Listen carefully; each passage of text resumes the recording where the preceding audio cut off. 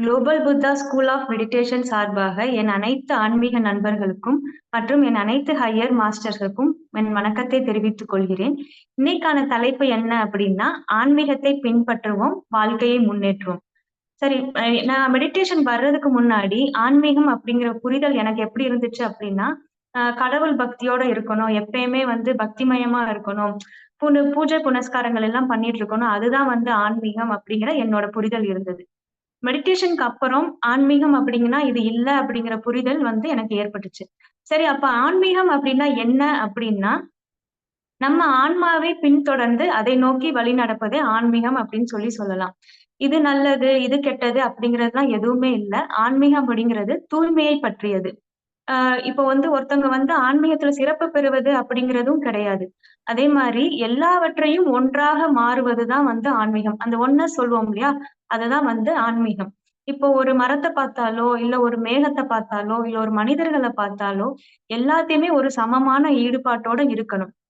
அதே மாரி நம்ம சொந்த உடலோடும், மூச்சோடும் அதே சமமான ஈடுபாட்டு இருக்கிறத வந்து ஆன்மீகம் அப்படின்னு சொல்லலாம். நம்ம வாழ்க்கையில நடக்கிற எல்லா அம்சத்தோடையும் அதே சமமானோட ஈடுபாட்டோட இருந்தோம் அப்படின்னா, அதுவே வந்து ஒரு உண்மையான ஆன்மீகம் அப்படின்னு வந்து நம்ம சொல்லலாம். இப்ப வந்து ஆன்மீகம் அப்படிங்கிற தேடல்களுக்கு வந்து 2 வந்து கொஸ்டின்ஸ் இருக்கு. அதுக்கான பதில் நம்மளுக்கு கிடைச்சாலே வந்து, நம்ம ஆன்மீகம் பத்தி நம்ம முழுமையான அர்த்தம் வந்து நமக்கு புரிதல் வந்துரும். ஒண்ணு நான் யார்? இந்த உலகத்தை ஆள்வது யாரு? இந்த நாலேட்ஜ் நம்மளுக்கு கிடைச்சிருச்சு அப்படின்னா, நம்மள சுத்தி உள்ள பாதி ப்ராப்ளம்ஸ் வந்து அதாவது ஃபுல் ப்ராப்ளமே வந்து குறையறதுக்கு இந்த ஆன்மீகம் வந்து ஹெல்ப் பண்ணுது. இப்ப ஏதோ ஒரு ப்ராப்ளம் நமக்கு வருது அப்படின்னா, அத தவிர்க்கிறோம் அப்படின்னா, அது எதனால அப்படின்னா, நம்மளோட அறியாமையால தான் அத வந்து தவிர்க்கிறோம். அத வந்து பண்றவங்கள் யாரு? இது எதனால எனக்கு வருது? அப்படிங்கிற முழுமையான புரிதல் இருந்துச்சு அப்படின்னாலே, நம்மளுக்கு வந்து உண்மையான ஆன்மீகம் என்ன அப்படிங்கிற புரிதல் வந்து ஏற்படும். நீங்க உங்க உடல், மனம், உணர்வுகள் மற்றும் உங்க சக்தி நிலைகள் எல்லாமே ஒரு முதிர்ச்சி நிலைக்கு கொண்டு போம்போது, ஏதோ ஒண்ணு நம்மளுக்குள்ள மலரும். அதுதான் வந்து ஆன்மீகம் அப்படின்னு சொல்லலாம். இப்போ நம்மளோட நாலேட்ஜ் வந்து ரொம்ப இம்மெச்சூர்டா இருந்துச்சு அப்படின்னா, நம்ம எல்லாத்தையுமே ஒரு சந்தேகத்தோடையும், ஒரு தப்பான கண்ணோட்டத்தோட தான் பார்ப்போம். இதே இது நம்ம நாலேட்ஜ் வந்து ரொம்ப மெச்சூர்டா இருந்தது அப்படின்னா, எல்லாத்தையுமே ஒரு மாறுபட்ட கோணத்துல வந்து பார்க்க ஸ்டார்ட் பண்ணுவோம். லைஃப்ல ரொம்ப முக்கியம் அப்படிங்கிற ரீசன்ஸ் வந்து நம்ம பார்ப்போம். ஸ்பிரிச்சுவாலிட்டி வந்து நம்ம வாழ்க்கைக்கான அர்த்தத்த வந்து தேடி தருது. இப்ப வந்து எல்லாருக்குமே நம்மளுக்கு தோணும். நம்ம ஏன் இந்த உலகத்துல பிறந்தோம்? இந்த உலகத்துல நம்ம என்ன பண்ண போறோம்? அப்படிங்கிற கேள்விகள் வந்து நெறைய நம்மளுக்கு இருக்கும். இது எல்லாத்துக்குமே ஸ்பிரிச்சுவாலிட்டி வந்து கண்டிப்பா வந்து ஆன்ஸர் பண்ணும். அதே மாரி நம்ம ஒரு மனிதரா வந்து நம்ம எப்படி வந்து பிரதிபலிக்கணும் அப்படிங்கிறதையும் ஸ்பிரிச்சுவாலிட்டி வந்து சொல்லி தரும். ரொம்ப தெளிவான ஒரு மனிதரா எப்படி மாறணும் அப்படிங்கிறதுக்கு இந்த ஸ்பிரிச்சுவாலிட்டி வந்து ரொம்ப யூஸ் ஆகுது. அதே மாரி ஸ்பிரிச்சுவாலிட்டி வந்து நம்மளுக்கு ரொம்ப நம்பிக்கை ஏற்படுத்தி தரும். நம்ம அன்பு உணர்வோட இருக்கிறதையும் வந்து அதிகரிக்க செய்யுது இந்த ஸ்பிரிச்சுவாலிட்டி. அது மாரி ஆன்மீகம் வந்து இன்னொன்னு என்ன அப்டின்னா, நம்மளுக்கு அமைதியை வந்து ஏற்படுத்தி தருது. மன உளைச்சல வந்து குறைக்கவும் ஆன்மீகம் வந்து உதவுது. இப்ப நம்ம ஸ்பிரிச்சுவாலிட்டில இருந்தோம் அப்டின்னா, நம்ம லைஃப்ல நடக்கிற சிறந்த ஒரு விஷயத்த சூஸ் பண்றதுக்கு ஸ்பிரிச்சுவாலிட்டி ஹெல்ப் பண்ணுது. ஒரு சிறந்த மனிதராக மாறுவதற்கும் இந்த ஸ்பிரிச்சுவாலிட்டி வந்து நம்மளுக்கு வந்து ஹெல்ப் பண்ணுது. இப்ப நம்ம ஸ்பிரிச்சுவாலிட்டில இருந்தோம் அப்படின்னா, நம்ம எல்லாத்தையுமே வந்து திருப்திகரமா வந்து ஃபீல் பண்ணுவோம். எது நம்ம லைஃப்ல கிடைச்சாலும், அது முழு சாட்டிஸ்ஃபைடோட எப்பயுமே வந்து இருப்போம். அதே மாரி எல்லாத்தையுமே ஒரு பாசிட்டிவ் கண்ணோட்டத்தோட தான் நம்ம பார்ப்போம். நம்ம வாழ்க்கையில எது நடந்தாலும் ஆஸ் இட் இஸ் அப்படிங்கிற அந்த அக்செப்டன்ஸ் வந்து நம்ம கொண்டு வருவோம். ஸ்பிரிச்சுவாலிட்டில இருந்தோம் அப்படின்னா, மரண பயத்த வந்து இது குறைக்க உதவுது. எல்லாருக்குமே மரணம் அப்படிங்கிறது வந்து கண்டிப்பா ஏற்படும். அத ஏமாத்தவோ, அத கடந்து செல்லவோ யாராலயும் முடியாது. இப்ப ஸ்பிரிச்சுவல்ல இருந்தோம் அப்படின்னா, நம்ம ஆன்மா நம்ம உடல விட்டு பிரிந்து வேறொரு உடலுக்குள்ள திருப்பி மறுபிறப்பு எடுக்குது அப்படிங்கிற அந்த மறு உருவாக்கம் வந்து பத்தி புரிய வைக்கிறதுக்கு வந்து ஸ்பிரிச்சுவாலிட்டி நம்மளுக்கு யூஸ் ஆகுது. சரி, நம்ம எப்படியெல்லாம் ஸ்பிரிச்சுவாலிட்டி வந்து ஃபாலோ பண்ணலாம் அப்படின்னா, ஃபர்ஸ்ட் வந்து மைண்ட்ஃபுல்னஸ். அதாவது living in the present moment அப்படின்னு சொல்லுவோம்.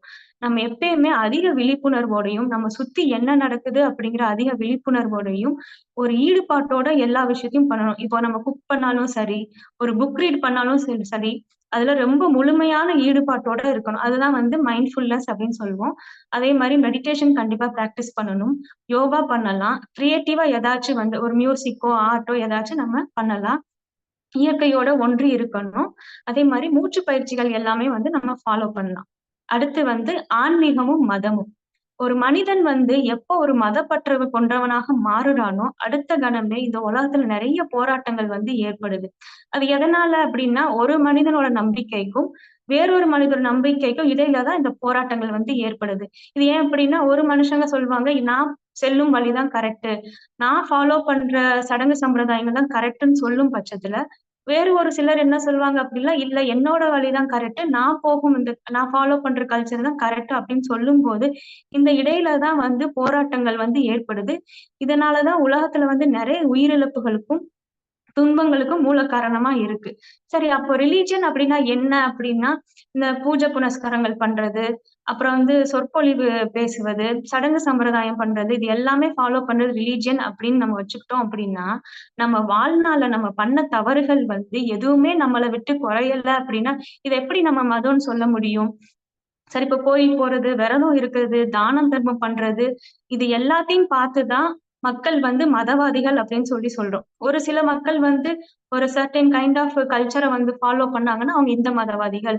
வேறு ஒரு சிலர் வந்து இந்த வேற மாரி ஒரு கல்ச்சர் ஃபாலோ பண்ணாங்கன்னா, அவங்க இந்த மதவாதிகள் சொல்லிட்டு அவங்க ஃபாலோ பண்றத பார்த்து தான் நம்ம மதவாதிகள் சொல்லி சொல்றோம். ஆனா அது வந்து முக்கியம் இல்ல. ஒருத்தவங்களோட உள்நிலை தான் வந்து ரொம்ப ரொம்ப முக்கியம். அதாவது கோபம், வஞ்சகம், பொறாமை, கொள்ளையடித்து சாப்பிடுறது, கொலை பண்றது இது எல்லாமே வந்து நம்ம சரி பண்ணணும். அத சரி பண்ணா மட்டும் தான் வந்து ஆன்மீக வளர்ச்சி. அதாவது ஆன்மீக வளர்ச்சி எத குறிக்குது அப்டின்னா, நம்மளோட உள்நிலை தான் வந்து குறிக்குது. இததான் வந்து உள்நிலை தான் ஆன்மீக வளர்ச்சிய வந்து தீர்மானிக்கவே செய்யுது. இப்ப வந்து நம்ம மதங்கள் வந்து 2 வகையா பிரிச்சுக்கலாம். ஒண்ணு வந்து உறவினர் மதம், இன்னொன்னு வந்து உண்மையான மதம். உறவினர் மதம்னா என்ன? நம்மளுக்கு தெரிஞ்ச வைணவம், சைனவம், புத்திசம், ஜெயினிசம், ஹிந்துயிசம், கிறிஸ்டின் இப்ப ஏகப்பட்ட மதங்கள் வந்து இருக்கு. இதெல்லாமே உறவினர் மதம் சொல்லி வச்சுக்கலாம்.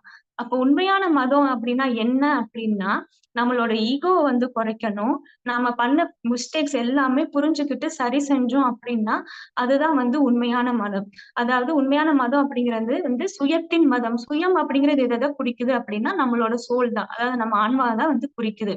அப்போ ஸ்பிரிச்சுவாலிட்டியோட கருத்து என்ன அப்டின்னா, நம்மளோட சுய அறிதலுக்கான பாதை. அதாவது செல்ஃப் அனாலிசிஸ் சொல்லி சொல்லுவோம். இதுதான் வந்து மெயினா ஆன்மீகத்துல வந்து. இத வந்து நம்ம கரெக்ட்டா புரிஞ்சுகிட்டு, நம்ம பண்ற தப்பு எல்லாமே சரி செஞ்சோம் அப்டின்னா, நாம தான் மதம், நாம தான் கோவில், நாம தான் கடவுள் அப்டிங்கிற புரிதல் வந்து நம்மளுக்கு கண்டிப்பா ஏற்படும். அதாவது நம்ம பண்ற தவறுகள் எல்லாமே தான். கோபம், பொறாமை, அப்புறம் ஜட்ஜ்மென்ட் பண்றது, தப்பா பேசுறது, கொலை பண்றது இது எல்லாத்தையுமே சரி செஞ்சோம் அப்டின்னா, அதுதான் உண்மையான மதம் அப்டிங்கிறத நம்ம வந்து புரிஞ்சுக்கலாம். சரி ஸ்பிரிச்சுவாலிட்டியும், ரிலிஜியனும் நம்மளுக்கு என்ன சொல்லிக் குடுக்குது அப்டின்னா, ஸ்பிரிச்சுவாலிட்டி வந்து என்ன சொல்லிக் குடுக்குது அப்டின்னா, வாழ்க்கைக்கான அர்த்தத்த வந்து சொல்லிக் குடுக்குது. கனெக்ஷன், வேல்யூ அப்புறம் வாழ்க்கை எப்படி வாழணும் அப்டிங்கிறத வந்து சொல்லித் தருது. ரிலிஜியன் என்ன சொல்லிக் குடுக்குது அப்டின்னா, கேள்விகள் தான். இது சரி, இது தவறு, நம்ம என்ன நடைமுறைகள் ஃபாலோ பண்ணணும், நான் என்ன சடங்கு சம்பிரதாயம் ஃபாலோ பண்ணணும், நான் என்ன கல்ச்சர் ஃபாலோ பண்ணணும் அப்படிங்கிறத வந்து ரிலிஜியன் வந்து சொல்லிக் குடுக்குது. அதே மாரி உண்மையான மதம் அப்படிங்கிறது நம்மளோட மிஸ்டேக்ஸ புரிஞ்சுட்டு, அது தூய்மையா நம்ம ரெஃப்ளெக்ட் ஆறதான் உண்மையான மதம். ஆனா உறவினர் மதம் வந்து இந்த ஈகோ இது எல்லாத்தையுமே வந்து அதிகரிக்க தான் வந்து செய்யுது. சரி ஸ்பிரிச்சுவாலிட்டியா நம்ம எப்படி வந்து குரோ ஆகலாம் அப்படின்னா, ஃபர்ஸ்ட்டு ஸ்பிரிச்சுவாலிட்டி எப்படி குரோ ஆகணும்னா, நம்ம ஈகோவ கண்டிப்பா குறைக்கணும். நம்மள நாமே செல்ஃப் அனாலிசிஸ் பண்ணிக்கணும். ரொம்ப அவேர்னஸோட இருக்கணும். ரொம்ப கான்ஷியஸா இருக்கணும்.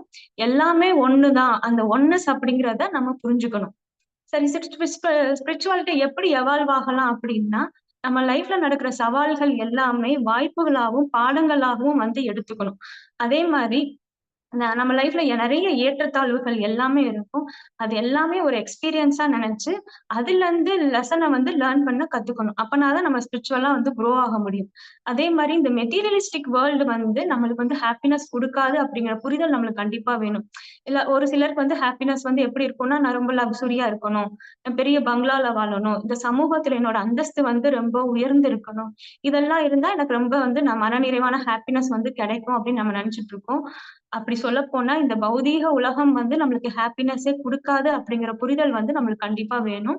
அதே மாரி ஸ்பிரிச்சுவாலிட்டியா நம்ம குரோ ஆயிட்டோம் அப்படின்னா, நம்ம ரொம்ப வந்து அன்பு உணர்வா வந்து இருக்க ஸ்டார்ட் பண்ணுவோம். நம்மகிட்டயும், மத்தவங்க கிட்டயும் ரொம்ப அன்பு உணர்வோட இருக்கிறதையும் நம்மளால உணர முடியும். அதே மாரி நம்மளுக்குள்ளேயே நாம நெறைய இணைஞ்சிருக்கிறதும் நம்மளால வந்து உணர முடியும். இப்ப ஸ்பிரிச்சுவலா நம்ம க்ரோ ஆயிட்டோம் அப்படின்னா, பாசிட்டிவ், நெகட்டிவ் அப்படின்னு சொல்லி நம்ம பிரிச்சு பார்க்க மாட்டோம். எல்லாத்துக்குமே 2 சைட்ஸ் இருக்கு. அது எப்பயுமே ஒண்ணோட ஒண்ணு சார்ந்து தான் இருக்கும் அப்படிங்கிறத நம்ம புரிஞ்சுப்போம். டார்க், லைட்டு, குட், பேட் எதுவுமே கிடையாது. நம்ம இந்த எக்ஸ்ட்ரீம்க்கும் போக்கூடாது, அந்த எக்ஸ்ட்ரீம்க்கும் போக்கூடாது. நம்ம மிடில் பாத்ல இருக்கணும் அப்படிங்கிறத நம்ம கண்டிப்பா தெரிஞ்சுக்கணும். அதே மாரி நம்ம நெறைய கடினமான மனிதர்கள நம்ம லைஃப்ல சந்திப்போம். நம்ம ஸ்பிரிச்சுவலா க்ரோ ஆயிட்டோம் அப்படின்னா, அவங்க கிட்ட நம்ம பேசும்போது நெறைய புரிதல்கள் நம்மளுக்கு ஏற்படும். அதே மாரி நம்ம ஒரு புரிதலோட தான் அவங்கள அணுகவும் செய்வோம். அதே மாரி நம்ம ஸ்பிரிச்சுவலா க்ரோ ஆயிட்டோம் அப்படின்னா, பற்றுதலல் குறையும். அதாவது எதை மேலயுமே ரொம்ப சார்ந்து இருக்காம, அந்த பற்றுதலோட இருக்காம அது எல்லாமே குறையும். அதே மாரி எக்ஸ்பெக்டேஷனும் ரொம்ப வச்சுக்க மாட்டோம். நம்ம இவ்ளோ நேரம் ஸ்பிரிச்சுவல்னா என்னன்னு தெரிஞ்சுக்கிட்டோம். ஸ்பிரிச்சுவல் எதுக்கு நம்ம லைஃப்ல ரொம்ப ரொம்ப முக்கியம் அப்படிங்கிற ரீசன்ஸ் தெரிஞ்சுக்கிட்டோம். ஆன்மீகத்துக்கும், மதத்துக்கும் என்ன வேறுபாடு அப்படிங்கிறதையும் தெரிஞ்சுக்கிட்டோம். ஸ்பிரிச்சுவலா நம்ம எப்படி க்ரோ ஆகலாம் அப்படிங்கிறதையும் நம்ம தெரிஞ்சுக்கிட்டோம். இது எல்லாமே நம்ம ஃபாலோ பண்ணி நம்ம லைஃப்பையும் ஒரு மீனிங்ஃபுல்லா, ஒரு பர்ப்பஸ்ஃபுல்லான லைஃப்பா மாத்தணும் அப்படிங்கிறத இதன் மூலமா நான் சொல்லிக்கிறேன் மாஸ்டர்ஸ். மேலும் எனக்கு வாய்ப்பளித்த என் அனைத்து மாஸ்டர்களுக்கும் என் அன்பான நன்றியை தெரிவித்துக் கொள்கிறேன். நன்றி மாஸ்டர்.